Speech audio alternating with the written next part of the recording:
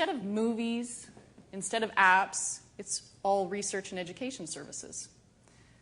So as an end user, you go to your portal, you go to the marketplace, and you have, maybe you're a faculty member, right, or from a library, and you can see all of the new library services that have been added to CAF.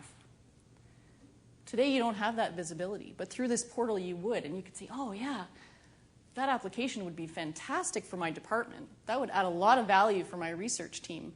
I think I would like to get authorization for that, or I would like to request that service. And think about the perspective from a service provider. They would have the ability to publish their service, their research tool, to this marketplace.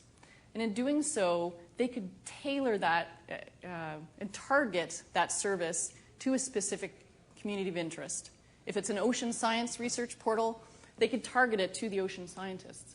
If it's a library service, they could target it to the library department.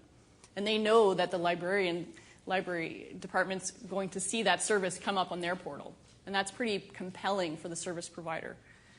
The service provider might also say, well, you know, this is pretty sensitive data that's in my service. And so a username and password might not be enough of level of assurance for my service. So I'm going to require a two-factor authentication in order to get into my service.